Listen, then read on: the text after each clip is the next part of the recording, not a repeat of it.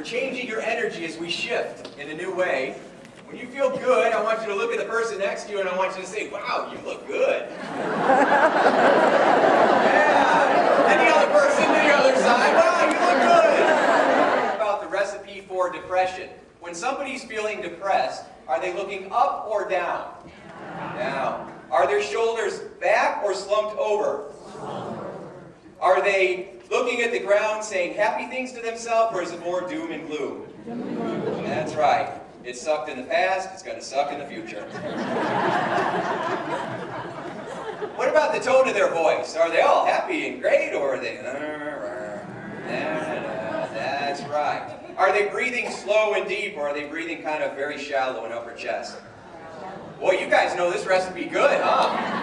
Yeah. Everyone in here knew the recipe for depression. If you want to get really depressed, then you follow the recipe. You hold your body, your physiology in a certain way. It's not just what you say, but the tone of voice that you use. And it's what you focus on that creates how you feel inside. You see, it's not what happens around us. It's not the situations, the events, or the circumstances. It's how we interpret it that matters most. It's not what happens, it's what you think has happened that determines how you feel. It could be raining outside, and you have one person that sees the rain, and they're like, ah, crap. I was going to go cut the grass and it's raining outside and now my whole day's ruined, and they stomp off. You see someone else, usually their spouse, that comes up, they look out the same window and they say, hey, it's raining outside. Woohoo! Now I don't have to cut the grass. I'm going to go watch a movie. The situation is the same, but how you interpret it, that determines how you feel inside. Voltaire once said that you're not in control of the hand you're dealt, only in how you play it. So, that's where our control and our power comes in. We can't control the things that happen around us or to us a lot of times, but we can control how we respond to it. We can respond with security, knowing that everything's going to be okay no matter what. Or we can respond with crisis and fear and worry or anger. Now I want you to say, woe is me! Woe is me! I only live to serve you! That's called the martyr, okay? That's the martyr. That's the eternal victim. No matter what I do, it's never good enough. We get caught up in that. There's probably times where you played that role, or I know you know people that play that role, where they're constantly upset and complaining no matter what they do. They're always the victim. They do everything for everyone else, and they get nothing. We get caught up in that. Yes, lots of giggles. So, or looking over at the friend. Okay? I know I'm going to cause fights sometimes. Someone will be driving home, martyr. Which triggers the blamer. I want everybody to go like this. Good. That's the blamer. It's all your fault. Can't be me, it's always you. They never take responsibility for anything because it's not their fault. It's always everybody else. Just remember that old cliche, when you point your finger, all the other fingers point back at you. So the blamer doesn't work either, but those two work really good together. One's always yelling and complaining, and the other one's always going, oh, no, oh, and getting upset about it. Then we have the other two real quick, the distractor. This is the person that's going in a million directions at all at once. I'll do this one for you. Because their kids in 40 different activities, and they're so distracted because if you keep yourself busy enough, you don't have to deal with how you feel. Fear, F-E-A-R. What's that stand for? F-E-A-R. False evidence appearing real. Keep that in mind. False evidence appearing real. Now, when I was younger, I used to think that F-E-A-R meant F everything and run. I'd get caught up in worry and fear, and I would shut down emotionally, or I would just try to get the hell out of Dodge. But I've learned to change that around. Now for me, F-E-A-R stands for feeling excited and ready. Feeling excited and ready. Whatever life throws at you, you're able to manage that in an effective way. That expression, if life throws you lemons, what do you make? Lemonade. Can you have the lemonade without the lemons?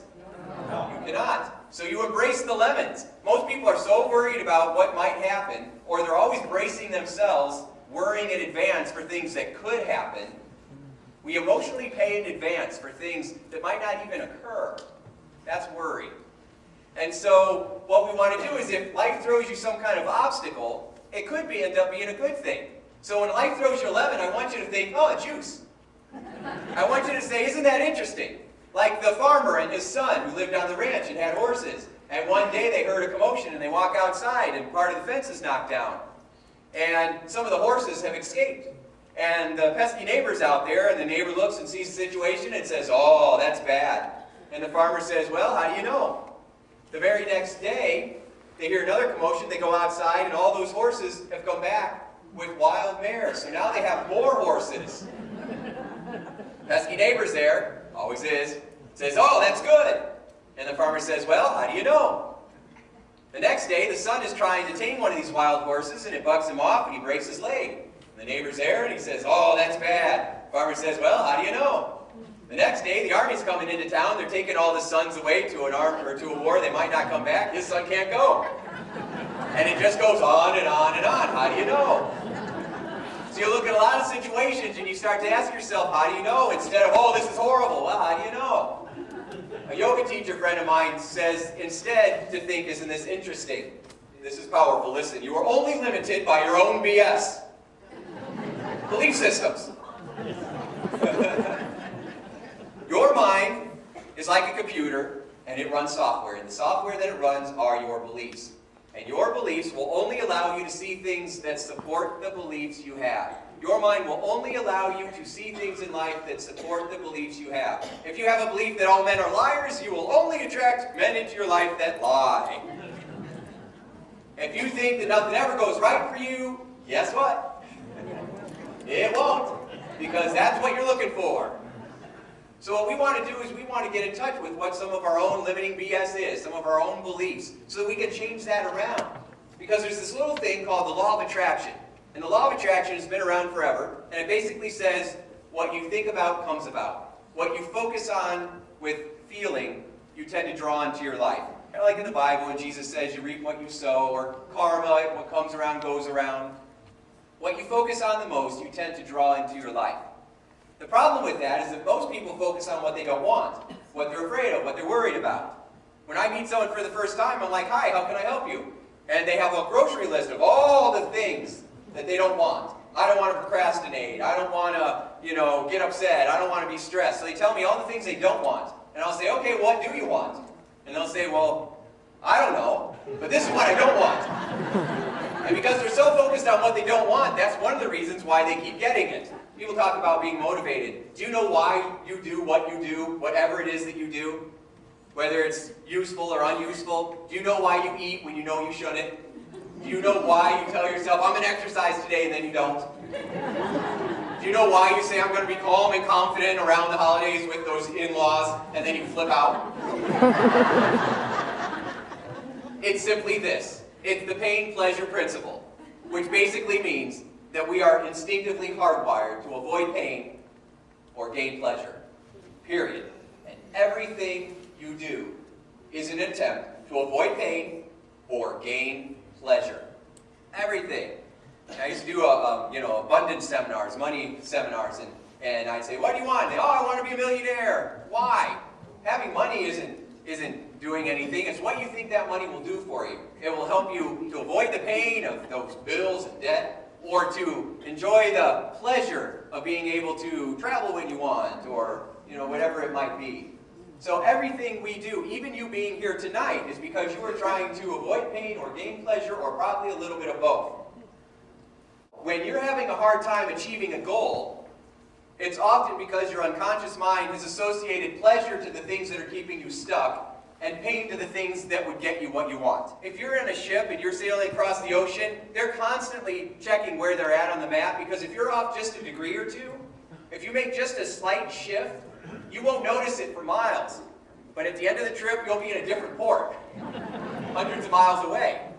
So just a slight shift in your perception can take you to a whole new direction in life. You just have to believe that's possible, because if you believe it's not, you're already done. Whatever you think you can or cannot do, you'll be right. So, What was I talking about? Oh, pain and pleasure.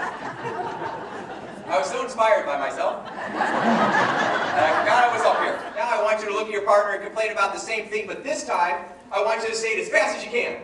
Oh, I'm really crazy about this. Go. Okay, 10 seconds, go. Stop. Now I want you to say the same thing, but I want you to go as slow as you can. Go. What comes out is, oh my God, I'm so bored, I will stop complaining. Okay? That's right. Now I want you to say it as high as you can. Go.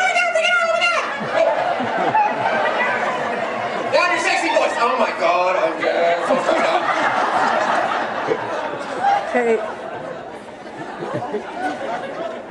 Anybody feeling stressed at the moment? No, because I'm scrambling your recipe. Your brain's going, oh, what? Notice, I didn't tell you to change what you were saying ever once. I didn't tell you to change what you were focusing on ever once. I just showed you a couple little tricks to break the pattern. Okay? If an object is always going in the same direction, it's going to keep going in the same direction unless some other force knocks it out of the way. You be the force. Don't wait for somebody else to be the force in your life. You be the force. Channel God right through you and you be the force. Okay? You interrupt the patterns in your life. So the next time you catch yourself whining or moaning, I want you to do one of these. Everybody do it with me. Yeah. Or my favorite, find a mirror, and it's best if you let someone catch you do this, but find a mirror and go like this.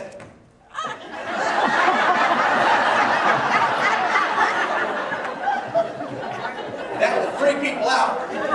Hey, I tell you, I did this once. I always tell people to do this. If you're in line with driving, you know, you can always tell how people feel by how they drive, right? You ever been trying to get in and someone won't let you in? And you go an inch and then they move up an inch, doing this inch thing. Instead of rolling down the window and telling them that they're number one, instead of doing that, I just recommend you give them the smile. You just be like,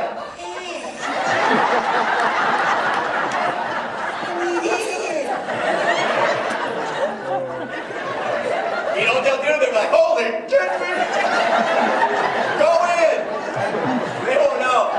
It's really, really funny when that person, you go to church with them and you didn't realize it. Oh, all true stories. So you can trust yourself as much as you can trust anyone else. But we're so afraid of making a mistake. But why? We all make mistakes. The most successful people make the most mistakes. Because we want to get them out of the way so we can find something that works. People are so afraid of making mistakes, but really, who cares? You ever been driving and you make a wrong turn, you get lost? What do? Throw the car in park and go, well, gotta live here now. No. You back up, you make another choice. Make another decision. Sometimes you ask for directions. That's your guy. You ask for directions, and then eventually, if you persist long enough, you will find your way. Pain is inevitable, but suffering is optional.